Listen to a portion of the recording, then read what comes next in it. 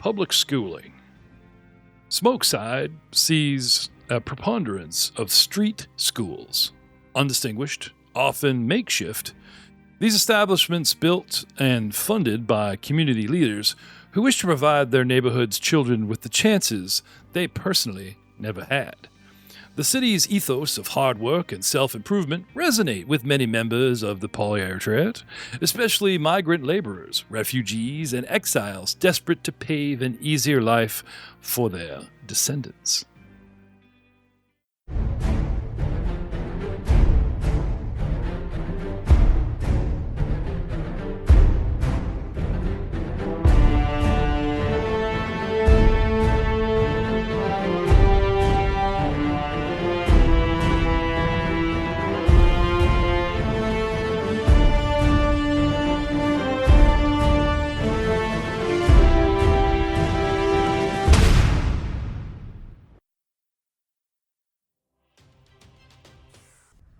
So, with all that said, technically, the game is afoot. There are people on the outside, and not everybody has retreated to the inside, so switching to the battle board, bringing up battle music. Even running away is battle music, so don't worry. Two of you have retreated, with little L in the engine room calling out orders, Pylo assisting. Meanwhile, out on deck itself, we still had Blaster Valentine. It is your turn. Bunch of your guys are making their way to the inside. Celessa has still not moved by your side. She looks unconscious or worse. And Charwin just got to his feet, piled into the crow's nest with you, and I believe was swinging around and possibly firing off. I just fired off the ballista. Blaster, what do you want to do? I think it's moved off. I will carry Celessa down into the ship. Okay. Can I have a couple of athletics checks from you, sir? Dragging her is easy. Getting an unconscious orc down a ladder, not so much. 19. Okay, you managed to get her on the ladder. 30. Okay. Now, as Troy will back me on this, did some St. John's Ambulance first aid recently. You lay the person down, you pull them onto their side, you bring a leg forward, and I forget the one move where you get your shoulder in there, but when you roll them onto your back, you actually have them draped over your shoulders like a mantle, and you put your arm between their legs and then wrap around behind their knee, and you have one arm draped around your neck to the other side and grab their hand with your hand that's through their legs, and you have an arm free to grab stairs or whatever, and you have this sort of brace them to your body, and you can carry people around. And with a successful 30 Valentine, I would say a simple method of that battle carry allows you to begin descending the stairs. And I'm assuming you're just going to take your turns and scoop her up and bump, yes. Get on with it. Okay. Which brings us to Pylo.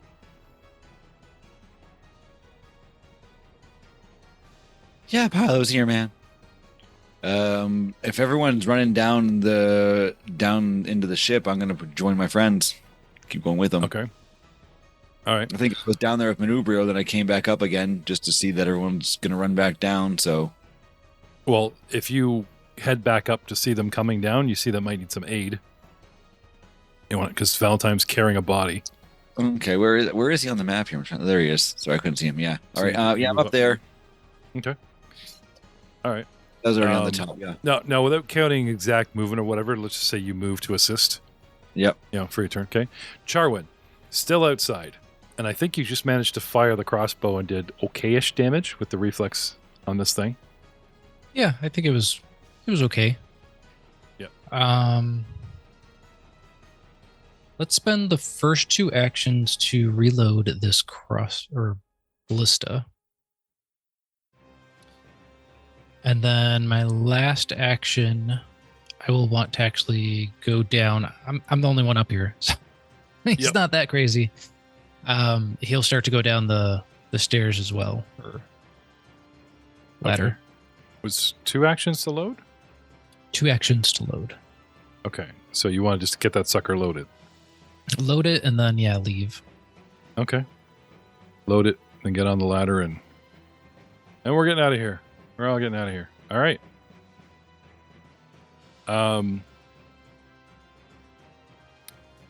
Alll is now in this long-winded conversation with the captain about directions and what bearing is and what he thinks it's doing, and it gives you guys a chance to regroup.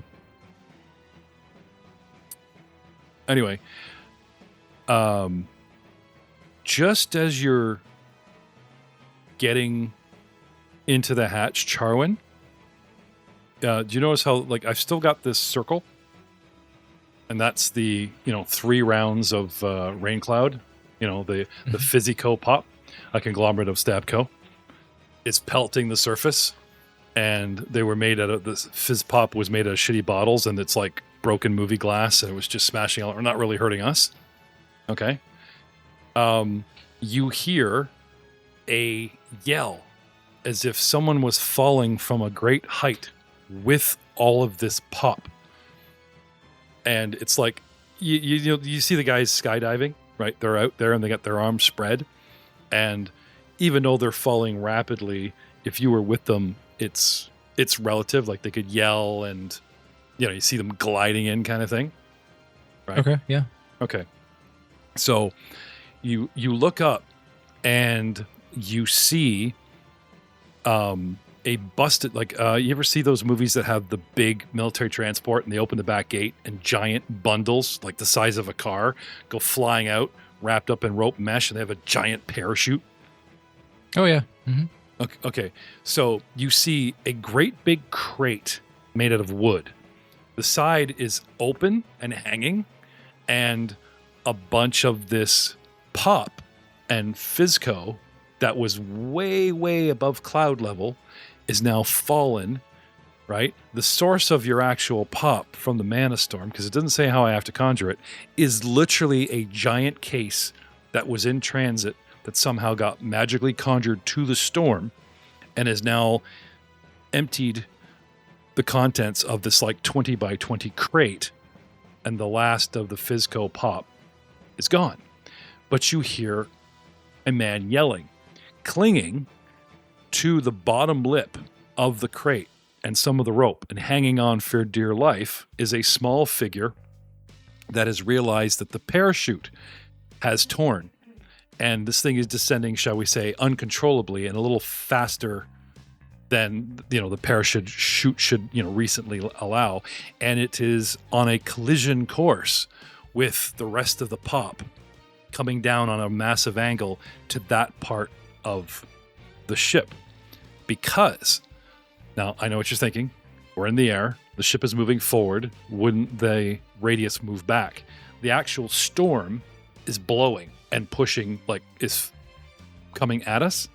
And that movement of the winds is keeping this parachuted figure on the crate relative to basically, I'll move it around a little bit, but basically the center of the ship.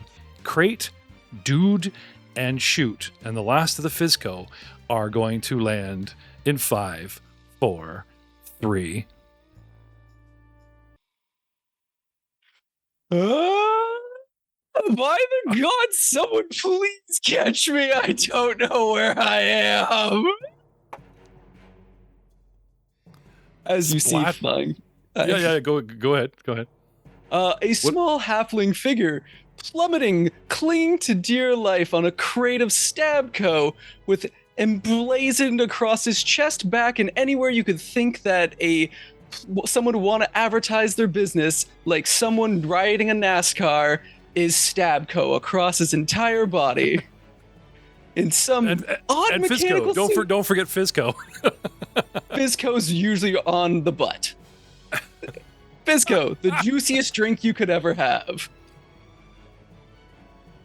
Nice. Charwin. Jarwin, was that you screaming up there? What is happening? Valentine is literally just laying Celissa at Pilo's feet. And you guys hear up top, and Charwin can actually see this dude. The crate like smashes into the upper half of the second kiss, and the guy goes tumbling along. Welcome to the show, Jack Wilson. Your character, I need some acrobatics checks so you don't go flying off the side of this sucker. This could be a very short cameo. Charwin, is the Manticore back? Do we need to come back up and man the ballistas? I think he's still out there, but I think we've got another visitor. Another visitor? How is this possible? Get your gun ready. You guys want to go up and turn the ballista on him? Stay back. He's small. We can take him. All right.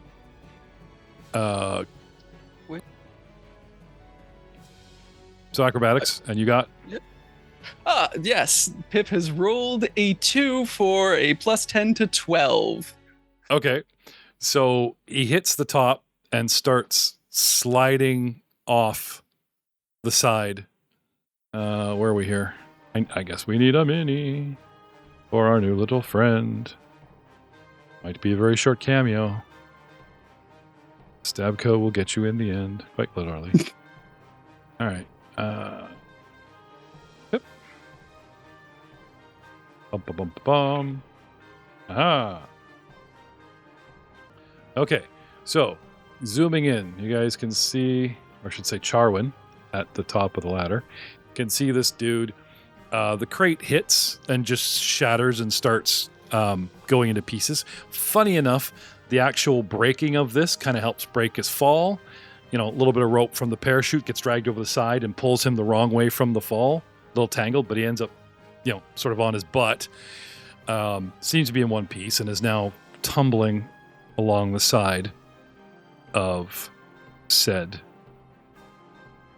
airship. Can I have a main page perception initiative from you, sir? Not a problem. From Mr. Pip. 13 plus 11 for 24. Okay, that will place you back in the top. Valentine's asking everybody what's going on. Charwin answers, which brings us up to Pilo. Pilo, bottom of the stairs. Celista at your feet, Valentine on the very bottom of the ladder, and he's calling up, talking to... 1 second. All right, so I'm at the bottom of the ladder right now. I hear them upstairs. Yeah, you're bottom of the ladder. Celissa, you're like 5 feet from the ladder. But Celissa's at the bottom, her body. Valentine was just putting her down. Then he hears something and starts calling up to Charwin, who's at the top of the ladder with his head poking out the crow's nest, about the crashing and the noising, thinking the Manticore's returned. Charwin says, we got company. What do you want to do? I'll go up to Charwin and help out my buddy there. So back up the ladder. Okay. So just looking at this, I think it was a 30. Yeah, it's a 30 foot, so 35 feet run for you. So 2 moves of 50 gets you back up top. So that's 5, and then 35 puts you up here. Woof. And that's you literally passing Charwin, unless you want to stay under him. I would probably use my full emotion to get out of the way, and then maybe take a perception check to see what the commotion was going on. Okay, Charwin is looking to the front of the ship. Yep. So staying within the crow's nest, and like you said, getting out of the way. Mm-hmm. Yeah. Give me... Don't use main page to script your initiative, though. You want to keep that 30. Give me skill page perception. In the tower, please. Skills perception, there should be. Okay, and while he's doing that... There you go. Oh, okay. Everything I've described... Yep. Including your brain trying to put together what it's looking at. Smash crate, guys falling, people don't poof, fell sky, he's covered with Stabco logos. Like, it makes more sense that something made him fall out of the sky than he actually teleported here. You know what I mean? Okay. And he's in trouble. So, like, everything I told Charwin seems to register in your brain. The Manticore, though, is still keeping its distance to the south. So, no, Valentine is wrong. It's flying around watching. Perhaps laughing at you. Charwin, what do you want to do? Top of the ladder, head sticking out. Let's get back up. Okay. I was going to say, from this vantage point, like you see him descend, he would literally disappear because of the crow's nest lip, right? You need to get out of there. Okay, let's move some minis because I got so many people stacked in here. Okay, so 5 up, 5 forward. That's 10 feet. What else? Okay. Let's see. I guess, does he look like he's slipping off, or is he like stable at the moment? He's like you were. You know, it does look like he's in trouble. Like he could just get up and fall because you don't know his dexterity. There's a bunch of debris. Right. For the freebie of a new player, I'm going to have his crate damage the second kiss as much as the mana core might have if we never drove it off, just to balance the game a little bit for our new free player. So there's wood and shit sticking out of the ballasts and things along the ribs, that kind of thing. And there's ropes and such. And he's covered in pop and stickiness. So, yeah, I would say he's in peril. Just knowing he's attacking us. Let's get him. Swings the ballista around. Fire!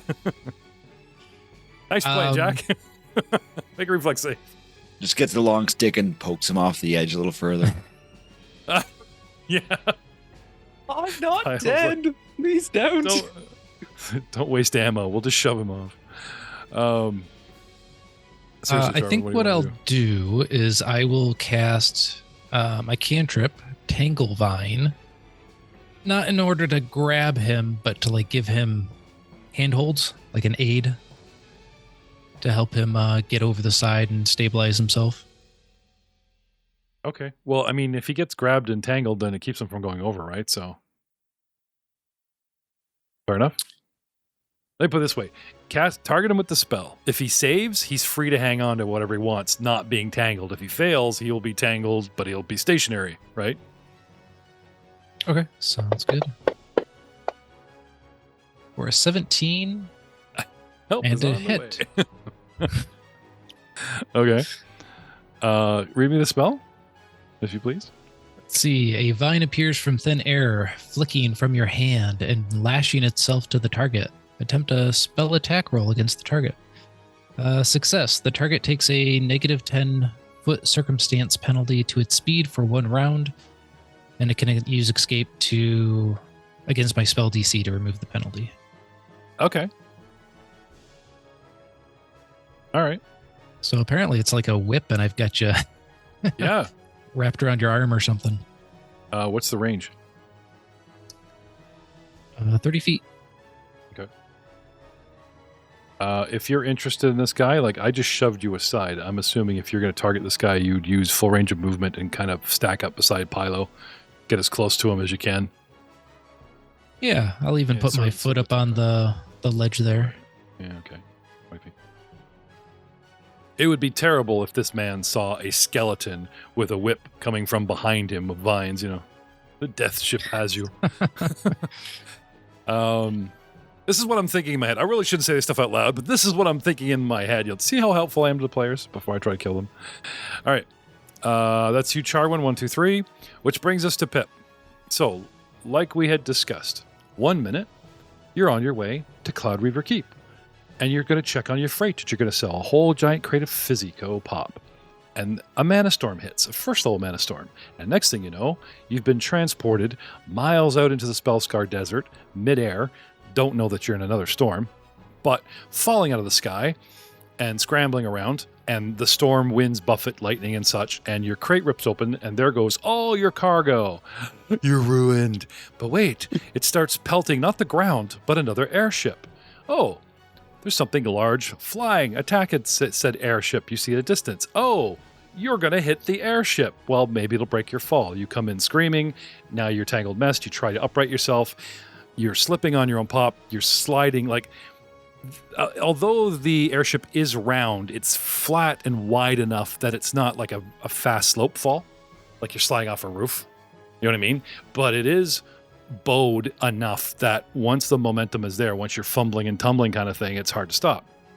Failing to stop yourself, instead of center mass, I've had you slide. Luckily, I rolled a d8, not directly off the side, but sort of off the side and to the back towards the players. Their quick action, not calling out, saying friend or foe, or saying I got you, or anything like that. They're actually, luckily in the high winds, you can't actually hear them debating whether or not, like if you're friend or foe. Keep that in mind, Valentine, for what you may or may not hear. One reaches out with a long rope. No, it's a vine wrapped around your arm or your leg. What do you do? By the gods, you've ripped my arm out of its socket. Who's hitting me? I've just fallen. You couldn't lend me a hand? Oh God, what is that thing? I mean, thank you. And he'll do his best to climb up towards it. All right.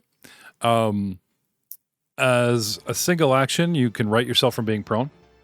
And as you try to move and complain your way towards your new, whatever that is.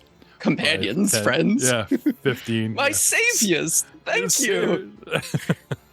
How gracious of you. I wish you could have saved some of the pop as well. Oh, it's everywhere. What's your movement? 25. Okay, 20 feet. Difficult terrain. Pretty much all you've got in the way of actions. 1 to get up and 2 to get over here. Okay. But now you're face to face. All right. Let's start with you. Anything else that we could notice about you at close range besides the fact that you look like a NASCAR race driver with all the patches? Nice visual, by the way. That was... Pip is... I was gonna say a girl guide with all her badges threw up all over you, but I like the NASCAR reference. That looks cooler. Pip looks like a greasy mess, definitely before even the pop was all over him. He is just completely head to toe. There's either some fluids leaking out of what looks like a suit that he's wearing, which sometimes you can watch the panels on it move, which let it either slightly look a little bit more transparent to deal or to look more like his backgrounds, and then immediately neon green of Stabco logos, depending on which angle you're looking at him. He's just this stout man that looks like he could sell you a car and it would break about 3 miles down the road. Did you say suit? Yes. Like some sort of mechanical invention that you've purchased through gear or perhaps made yourself? Yes, he is an inventor, and what he is with is a complete suit, which not only helps him earn some money through advertising, but when he doesn't want to be seen, looks much more sleek and subtle. Definitely not something that'll make him stronger. So instead of a halfling Tony Stark, it's more of a Wakanda Forever kind of suit? Yes, exactly. Or the spy was okay, cool. All right. So you get here. This is what they see. Charwin. Now I know you've watched the show and the fans know, but your current state, the windswept hair, the robes flying all around. You got your spear. You got your hand turning into a wooden lash, holding him. Come here. The clouds are like, finish him. What are we looking at here? A human male. Looks to be fairly old. White, little pepper going on in the beard and the hair. Hide armor, mostly with like tattered robes all around him. Long spear in his hand.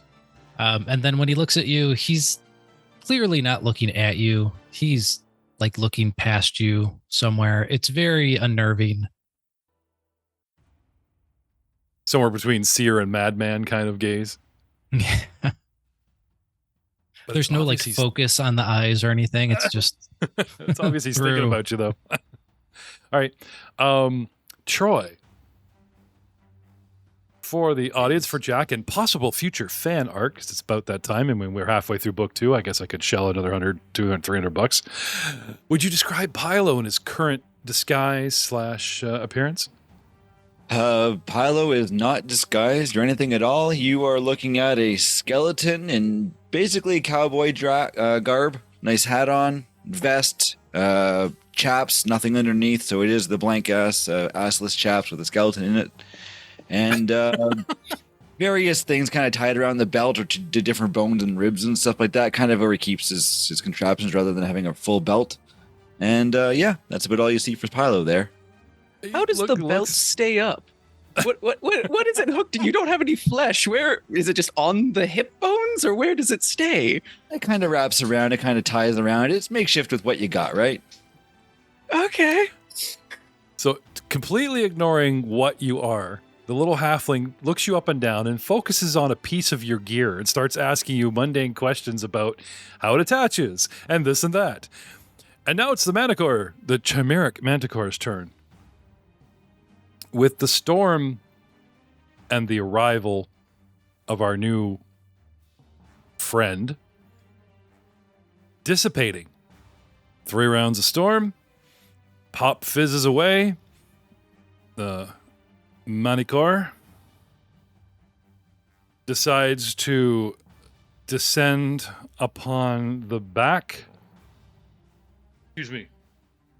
of the second kiss, between the 2 nacelles and about, let's say, another 10, 20, 30 odd feet back at the back of the map here, and begins happily resuming its soft kitty, warm kitty, make myself a nice place to sleep by ripping and tearing and shredding at the hull.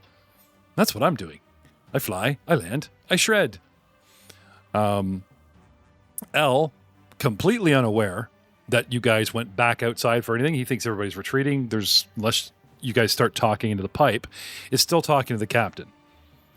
Blaster, you want to scurry up the ladder, or what do you want to do?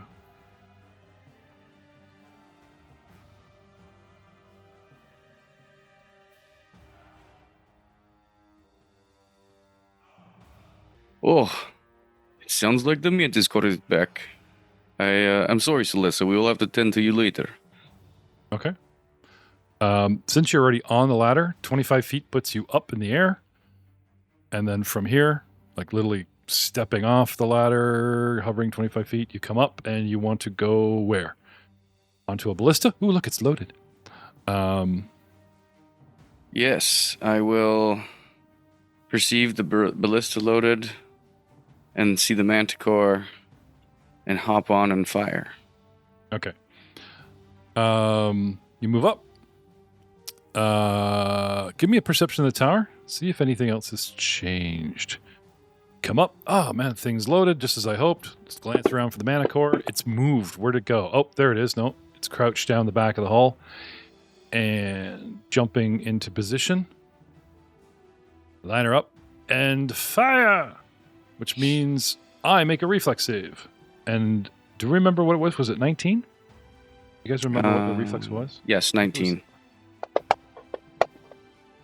Getting a 31. So that's a crit save, which means no damage, yes? I believe save for half, and a crit save is nada. You fly around, line up your shot, and one of the heads looks up, watching you guys, and sees what you're doing, and remembers, hey, those things shoot big spears at me, and just kind of, crouches low, goes flat, and the bolts go flying overhead. Totally not Valentine's fault because he never misses. It's totally the Chimera's fault. We won't blame Valentine for that.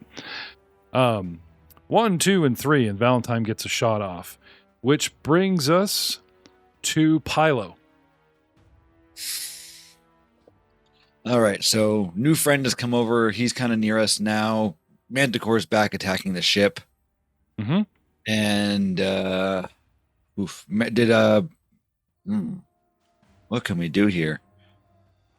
Oh, hey, buddy, new friend here, friend, enemy, I don't know what you are, but you better get down these ladders really quick because, that thing over there is going to tear a crap out of everyone in a few seconds. Get down that ladder, fast. What thing are you talking? Oh, God, it's hideous. No, not the robot. The big thing behind the robot. Behind the back of the ship. Back there. Oh, good. I thought you were talking about the thing that's so poorly conceived. Oh, it's a lion, goat thing. Yeah, sure. Let's down the ladder. Pilo, are you walking and talking, or are you just are you sending him to safety and you're going to pull something off up here? I am sending him to safety, and Okay. then what I will do is, because looking through what we got, I forgot to give what's my that, sorry? description when I came up the ladder. Like, Oh, we'll get to that. He's faced by the two of you, right? And you jumped up, turned your back, and fired the ballista. I was going to jump. Yeah. I was going to tag you as he walked by. Don't worry, we'll get to you. So is that an action to tell him to do that? No. Just Okay. What I will do then is I am going to cast Animate Dead at 2nd level, because apparently it's a signature spell, and I do have a 2nd level spell slot left, which is great. okay. Which will let me cast, I believe, either the Firehead or the Golem. I'm going to cast the Flaming Head. And All right. I got Skelly right here. the Agent Scully. I'm going to cast Agent Scully 30 feet away from me, so as close to that monster as I can get it. 10, 15, 20, 25. oh no, it's Yep. the Hindenburg all over again. Here I we don't go. have enough to blow him up. I just have enough to keep him distracted. And I'm just going to use the 2 actions from the head to send it as close to that monster as I can to distract him. Like, hey, look over here. Okay, so 2 to conjure and 1 to move him. It costs 3 actions to cast the spell, and then once I cast it, I get 2 actions for the monster immediately. Okay, and you just tell it to move. And I'm just going to get it to go. If I can get it to attack, I will. But if I don't think I can move What's it fast. its movement? What's the Let me movement? look and see here. I gotta find it on Animate Dead. Sorry. Okay. So instead of costing you an action to warn and have a conversation, what I'm going to do is I'm going to delay you, and we're going to deal with Charwin. And while these guys were talking and he starts casting Charwin, what were you doing at the top of the round? I pull my hand back away from him. I don't know where you've been. Okay. And I'll Release take him a from take a step away from the ledge. And Sorry, then I'll can't cast the skeleton. Sorry, the skeleton head. Sorry. Go ahead, Charwin. I'll figure this out. okay, yeah, and then I'll just spend 2 actions to reload the ballista nearest to me. 40 feet. Okay.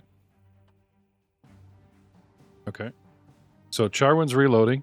Pilo casts a spell, summons the head, but it fizzles because... What went wrong, Troy? So I It's don't got- have the flaming skull. I can't as a level. That's a 3rd level Animate Dead. I can only do 2nd level. You already did a flaming skull. Scully Yeah. existed... 3rd level. I heightened it to 3rd level. But because of it's a signature spell, I can cast it at 1st, 2nd, or 3rd, as long as I have a spell slot available. I only have a 2nd level spell slot available right now. Oh, so okay. So there's no retcon from the previous casting. No. It's just you No. don't have the spell slot juice to bring him out right now. Exactly. I can bring them. I can bring out something else instead. So I'm gonna just retcon what creature I've brought out. So let Charwin have his turn, then I'll let you know. I'm just looking here what I can do at level 1 monsters. Here. Okay. So let's delay you a bit further, and we're going to bring you down to 20, and we're going to say, Pip, he's talking to you, and you're Charwin, because technically this does happen simultaneously, even though we go round and round in combat turns. It's all supposed to happen, everything, including the bad guys, all within the same 6 seconds.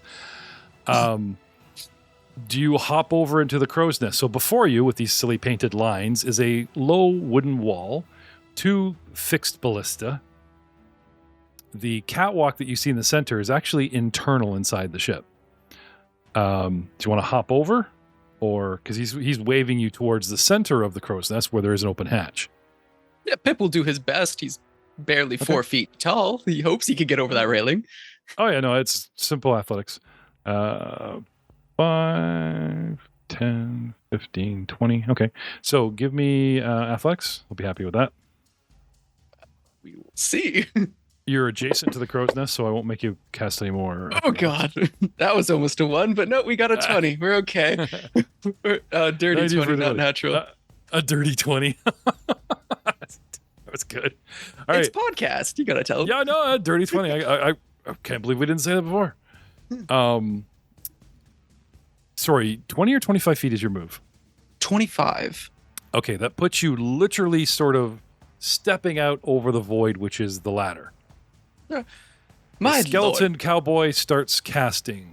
Charwin spins around, and as you are passing these two, there is quite literally another moving figure that you hadn't noticed yet on your right, manning a ballista.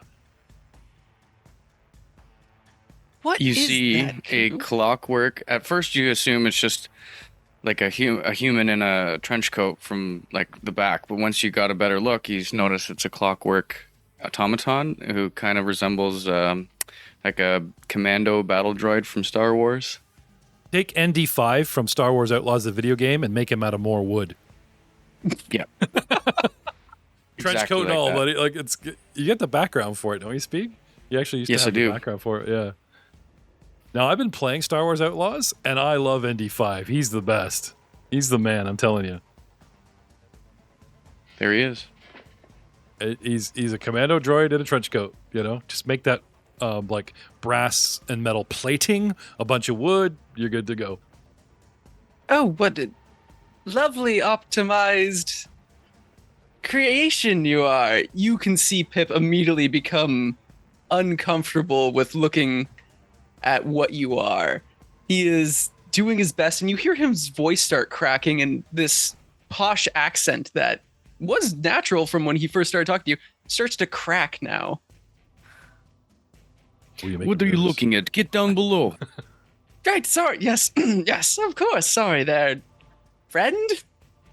Smiles and goes down, saying this, yes, bye. Unless you know how to man the other ballista, get out of here. Okay. Pip, you slide down a 30-foot ladder, 25 feet down, so you're 5 feet above the ground, is, well, a body. A large female orc. An arquebus tucked in her coat and unconscious, and she looks nastily wounded. And, oh, what's this? Do you want to keep moving or perception? Oh yeah, I'd love to do a perception check. In the tower, please. This one I'll need you to pick up and drop in the actual dice tower. Next tower. Sorry. Right. Burning your last action for perception. Yes. Orc, Rolling. female, dressed like an outdoorsman, and sticking out of her belt, the signature Stabco multitasking device. It is an injection device, but these things, like your company, your grandfather's company, like stopped making these a long time ago. So I'm not saying it's a relic, but these are like hard to find. It's like finding like 1980s Matchbox toys online. They're around. Do they work? Well, no, not as good as anything you can buy today, but ooh, solid build, brass knobs, many gems. And a little bit of pride, you know, if the old spindle recording is still in there, the cartridge actually happens to have a familiar voice on it.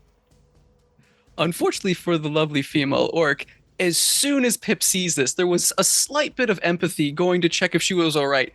Nope, completely gone, going right for the vintage P39X modulator injector. He is ecstatic. He hasn't seen this since he has done the script for the advertisements for this.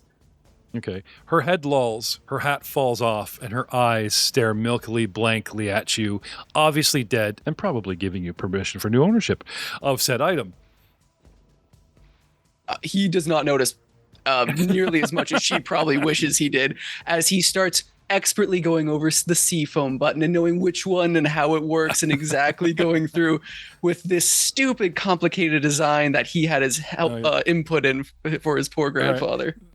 It's a lot to take in 2 seconds, but I'll tell you two things. First of all, it has to be functional, because even though it's empty and it doesn't have its juice cartridges, the residue in there that you see in the little window looks fresh. It doesn't look caked or turned black. It actually looks the proper color, which means she had this, used it within the last 24 hours, which means it works. You just got to find refill cartridges or perhaps make some. Anyway, imagine, gentlemen, a bandolier covered in potions, all in one giant needle. Pull it out. I need this potion. Click. Psht. I need this potion. Click. Psht. right?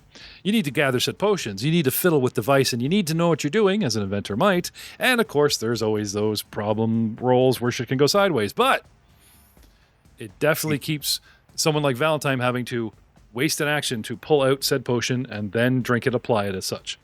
I pictured it more as like those pens with the different colored inks. Where you can just Yeah. on the back, slide the Pretty different much, tabs, dude. get Yeah, down. pretty much. Yeah. That's a very apt description, sir. Speaking of Pylo. So Pylo is not able to cast the Flaming Skeleton. He can cast the Festering Gnasher though. So Agent Scully, come on out, and it doesn't come out. It's more of like a fleshed skull, and I'm like, ooh, well, maybe not as burning as I'd like you to be, but go on and get that thing and distract it a little bit, please. And it's just it's it's just a still dead- do a skull. you can still do a floating head. It's just not on fire. It doesn't blow up. Okay. when I kill it. Does it have 40-foot movement? It has 25 fly speed of 25, so I can go Alright. 50 feet from where I am to kind of 20 be between us. I don't think it'll make it all the way. 10, 25. Oh, it got 15 feet away. At least it's Yeah. not sitting there like open to attacks, because this thing has 10 foot well- reach, right?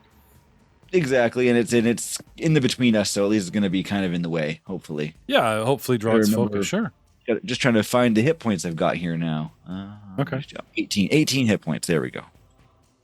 So Agent Scully has 18 hit points. Yep. Okay. This is more like Agent Moldy because it's still got the skull and the skin and stuff. So we got Moldy and Scully. What?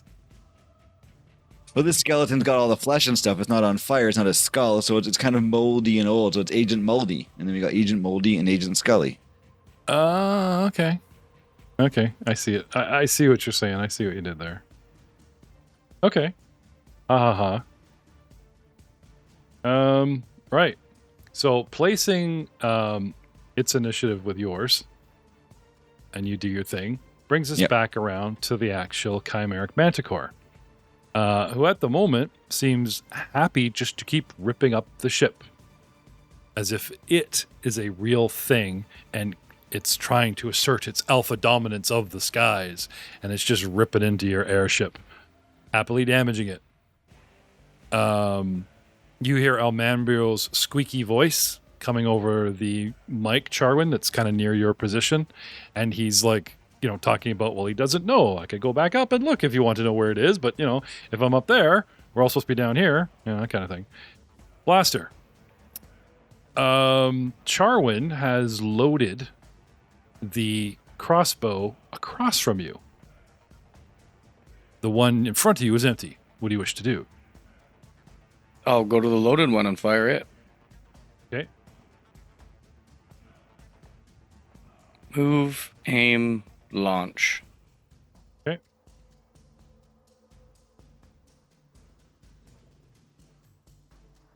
And another reflex save from the Chimeric Manticore. Oh, look at that. Finally rolls a 2, gets a 17, and fails. What was the damage on that sucker? That is 4d12. Is that right? Yeah, you want me to roll those? Yes, please. It's your shot. Oh, I will gladly do that. I know you've been waiting for this like all week. I got 25 damage. Oh, nice. Not too bad. Nice. 2 of the dice were nice. 10 and 11. Not 3 and too 1. bad.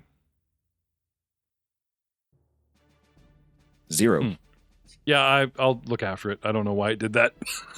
It's like, wait a minute. Let me just make sure this thing doesn't have some kind of... I'm sure the thing is up here so you guys can shoot at it. It's a siege weapon. It's like, oh no, I'm magical. It doesn't do a scratch. Like, how mean would a writer have to be to like pull that crap on you? And didn't we already damage it with it before? So Oh, we gone back. Like, we retcon all the damage that was owed. Some were misses, some were hit. So it actually has taken 81 hit points worth of damage instead of the 40 odd that had before. because we went retcon, we went and rolled. Now, unfortunately, I made a bunch of my reflex saves, which means you guys would have missed a bunch of times, but we got it all fixed up. And 81 with another 25 is 106 points of damage this thing has taken this combat. You get it low in the shoulder, just where the chest ends and the shoulder flank of it begins. And this thing roars in pain. Still alive, very pissed off, but a good hit, Valentine, because now I just throw my hand up so Charwin can see. Just give him the thumbs up. All of the work and none of the glory. There you go. Speaking of Charwin. Oh, so you're like looking down the barrel and you like hold up, like, give me another round, right? So like, go again, let's go. Yeah, I'll spend 2 actions and load the one he's on, Okay. and then I will move over to the other ballista. So Okay. 10 feet to the west. If only we had figured out this rhythm before. Like, look how smooth this is now. 1 and 2 and 3 and 4. All right, sir. Move and a load. Okay. Pip. Dropping down off the ladder, rummaging the girl, oohing and awing, all those hands and everything type of thing. I'm having burnt actions from last round and right a couple into this round to have you claim your prize and ooh and ah. But I'll leave you an action this round. Did you want to what? Stow it securely in your pack so it's not seen, run off into the airship, head back up. You were told to stay down here, but again, we didn't bring you on board to do nothing besides rob us. What do you wish to do, Pip? He'll definitely stow the item before anything else. All right. Pilo.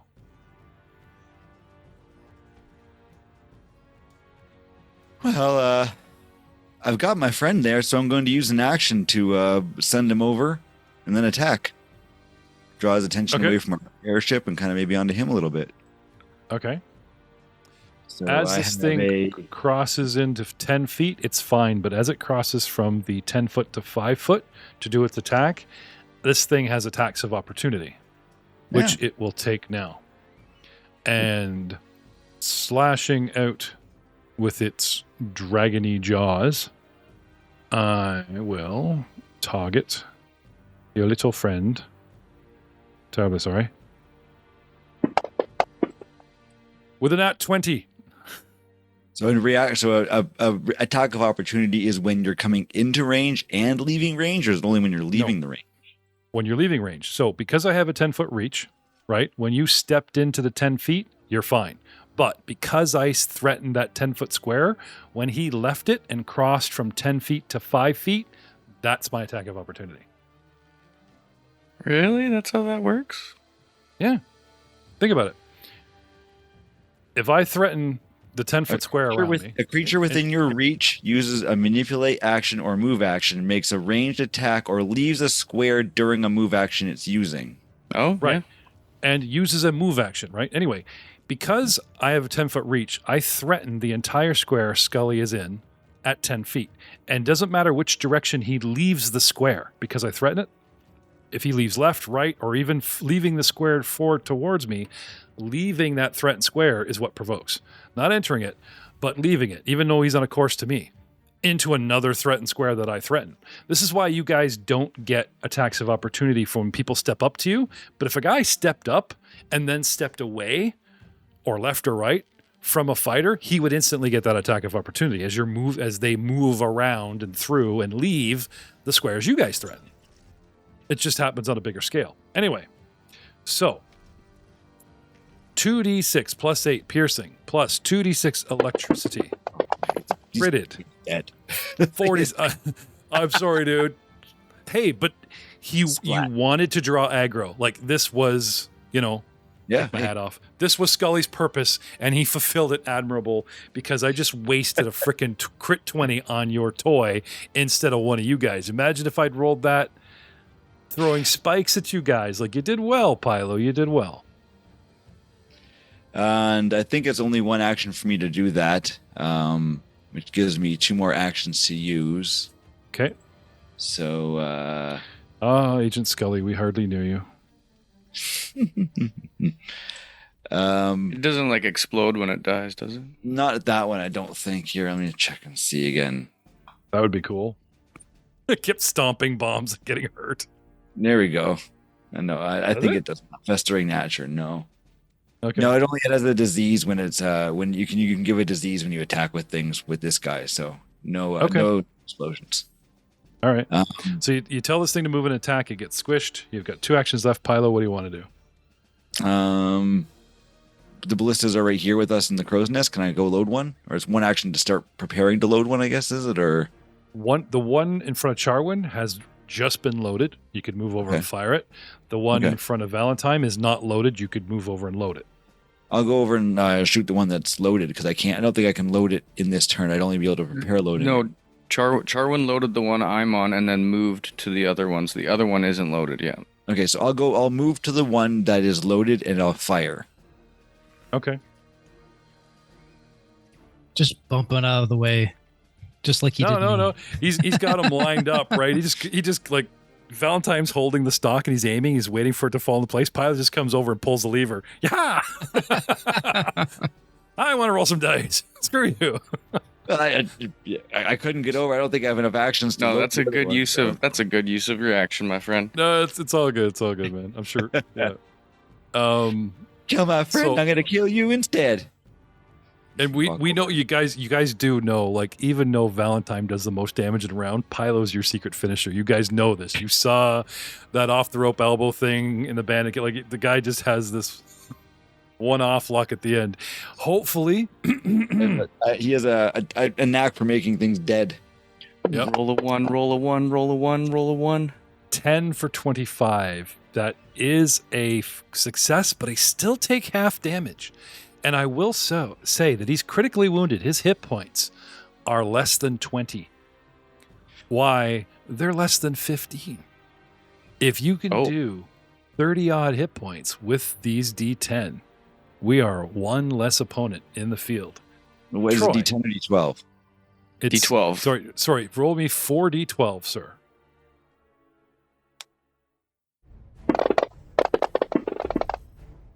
That is 27, so half of that is 14.